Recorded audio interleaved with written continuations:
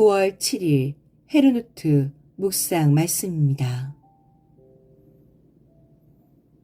그는 상한 갈대를 꺾지 않으며 꺼져가는 등불을 끄지 않을 것이다. 이사야 42장 3절. 예수께서 다시 두로 지역을 떠나 시돈을 거쳐서 데가볼리 지역 가운데를 지나 갈릴리 바다에 오셨다. 그런데 사람들이 귀 먹고 말 더듬는 사람을 예수께 데리고 와서 손을 얹어주시기를 간청하였다. 예수께서 그를 무리로부터 따로 데려가서 손가락을 그의 귀에 넣고 침을 뱉어서 그의 혀에 손을 대셨다. 그리고 하늘을 우러러 보시고서 탄식하시고 그에게 말씀하시기를 에바다 하셨다. 그것은 열리라는 뜻이다. 그러자 곧 그의 귀가 열리고 혀가 풀려서 말을 똑바로 하였다. 예수께서 이 일을 아무에게도 말하지 말라고 그들에게 명하셨으나 말리면 말릴수록 그들은 더욱더 널리 퍼뜨렸다. 사람들이 몹시 놀라서 말하였다.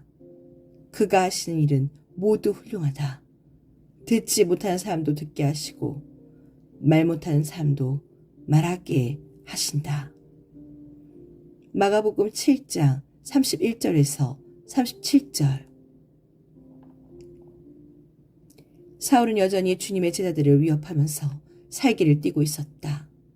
그는 대제사장에게 가서 다마스쿠스에 있는 여러 회당으로 보내는 편지를 써달라고 하였다.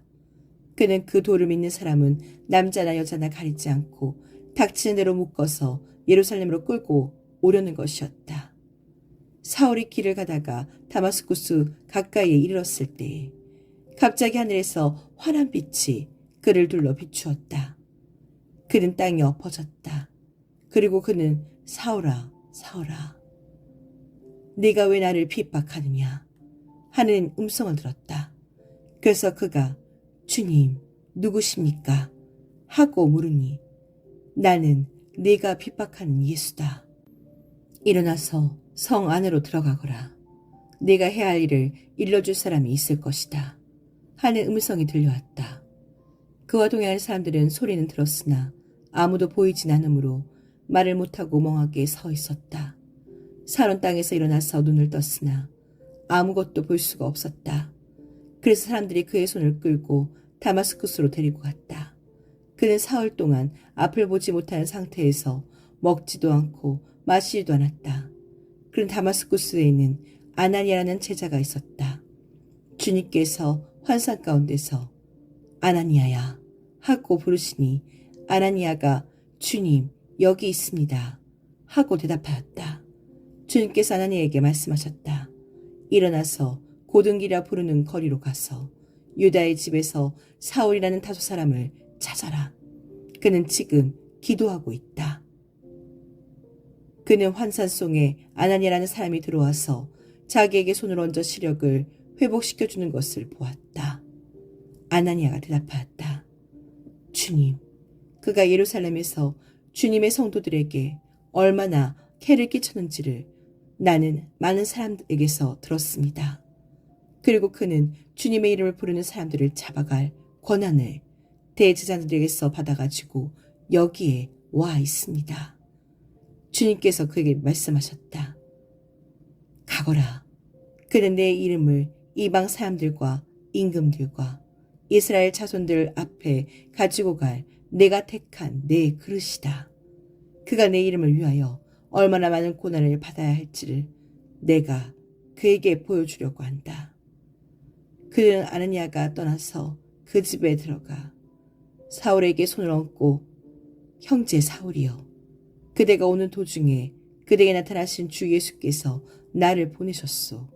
그것은 그대가 시력을 회복하고 성령으로 충만하게 되도록 하시려는 것이요 하고 말하였다. 곧 사울의 눈에서 비늘 같은 것이 떨어져 나가고 그는 시력을 회복하였다. 그리고 그는 일어나서 세례를 받고 음식을 먹고 힘을 얻었다. 사흘 며칠 동안 다마스쿠스에 있는 제자들과 함께 지냈다. 그런 다음에 그는 곧 여러 회당에서 예수가 하나님의 아들이심을 선포하였다. 사도행전 9장 1절에서 20절. 레바논의 밀림이 기름진 밭으로 변하고 그 기름진 밭이 다시 밀림으로 변하는 것은 시간 문제이다. 그날이 오면 듣지 못한 사람이 두루마리의 글을 읽는 소리를 듣고 어둠과 흑암에 쌓인 눈먼 사람이 눈을 떠서 볼 것이다. 천한 사람들이 주님 안에서 더없이 기뻐하며 사람들 가운데 가난한 사람들이 이스라엘의 거룩하신 분 안에서 즐거워할 것이다. 비웃는 사람은 자취를 감출 것이다. 죄 지을 기회를 엿보던 자들이 모두 끝장날 것이다.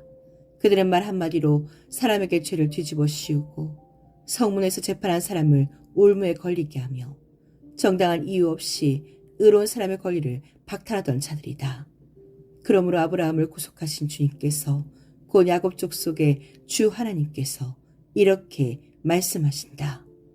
이제 야곱이 다시는 부끄러움을 당하지 않을 것이고 이제 그의 얼굴이 다시는 수모 때문에 창백해지지 않을 것이다. 야곱이 자기의 자손 곧 그들 가운데서 내가 친히 만들어준 그 자손을 볼 때 그들은 내 이름을 거룩하게 할 것이다. 야곱의 거룩한 분을 거룩하게 받들며 이스라엘 하나님을 경외할 것이다. 그래서 마음이 혼미하던 사람이 총명해지고 거스던 사람이 교훈을 받을 것이다. 이사야 29장 17절에서 24절. 오후 3시의 기도 시간이 되어서 베드로와 요한이 성전으로 올라가는데 나면서부터 못 걷는 사람을 사람들이 떠매고 왔다. 그들은 성전으로 들어가는 사람들에게 구걸하게 하려고 이 못 걷는 사람을 날마다 아름다운 문이라는 성전 문 곁에 앉혀놓았다. 그는 베드로와 요한이 성전으로 들어가려는 것을 보고 구걸을 하였다. 베드로가 요한과 더불어 그를 눈여겨보고 그에게 말하였다. 우리를 보시오. 그 못 걷는 사람은 무엇을 얻으려니 하고 두 사람을 빤히 쳐다보았다.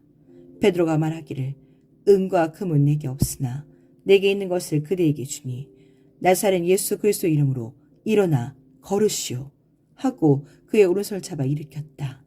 그는 즉시 다리와 발목에 힘을 얻어서 벌떡 일어나서 걸어갔다.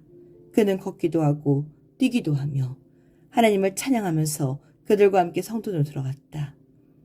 사람들은 모두 그가 걸어다니는 것과 하나님을 찬양하는 것을 보고 또 그가 아름다운 문 곁에 앉아 구걸하던 바로 그 사람임을 알고서 그에게 일어난 일로 몹시 놀랐으며 이상하게 여겼다. 사도행전 3장 1절에서 10절. 할렐루야, 우리 하나님께 찬양함이 얼마나 좋은 일이며 하나님께 찬송함이 그 얼마나 아름답고 마땅한 일인가. 주님은 예루살렘을 세우시고 흩어진 이스라엘 백성을 모으신다.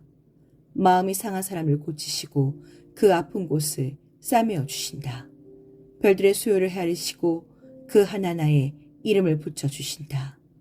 우리 주님은 위대하시며 능력이 많으시니 그의 슬기는 헤아릴 수 없다. 주님은 불쌍한 사람을 도와주시며 악인을 땅바닥까지 낮추시는 분이다. 주님께 감사의 노래를 불러드려라. 우리 하나님께 수금을 타면서 노래 불러드려라. 주님은 하늘을 구름으로 덮으시고 땅에 내릴 비를 준비하시어 산에 풀이 돋게 하시며 들짐승과 우는 까마귀 새끼에게 먹이를 주신다. 주님은 힘센 준말을 좋아하지 않으시고 빨리 달리는 힘센 다리를 가진 사람도 반기지 아니하신다. 주님은 오직 당신을 경외하는 사람과 당신의 한결같은 사랑을 기다리는 사람을 좋아하신다. 예루살렘아, 주님께 영광을 돌려라. 시온아, 내 하나님을 찬양하라. 주님이 내 문빗장을 단단히 잠그시고 그 안에 있는 내 자녀에게 복을 내리셨다. 네가 사는 땅에 평화를 주시고 가장 좋은 밀로 만든 음식으로 너를 배불리신다. 주님이 이 땅에 명령만 내리시면 그 말씀이 순식간에 퍼져나간다. 양털 같은 눈을 내리시며 재를 뿌리듯 서리도 내리시며 빵 부스러기 같이 우박을 쏟으시는데 누가 감히 그 추위 앞에 버티어 설 수 있겠느냐. 그러나 주님은 말씀을 보내셔서 그것들을 녹이시고 바람을 불게 하시니 얼음이 녹아서 물이 되어 흐른다. 주님은 말씀을 야곱에게 전하시고 주님의 규례와 법도를 이스라엘에게 알려주신다. 어느 다른 민족에게도 그와 같이 하신 일이 없으니 그들은 아무도 그 법도를 알지 못한다. 할렐루야. 시편 147편. 내가 입을 열어서 주님께 크게 감사드리며 많은 사람이 모인 가운데서 주님을 찬양하련다. 시편 109편 30절. 예수께서 그 허리 굽은 여자에게 손을 얹으셨다. 그러자 여자는 곧 허리를 펴고 하나님께 영광을 돌렸다. 누가복음 13장 13절. 하나님, 내가 본 것은 어둠뿐이었는데 나에게 확실한 신뢰를 주셔서 감사합니다. 당신은 기쁘거나 슬프거나 항상 내 곁에 계셨습니다. 할렐루야. 발터 크라이버.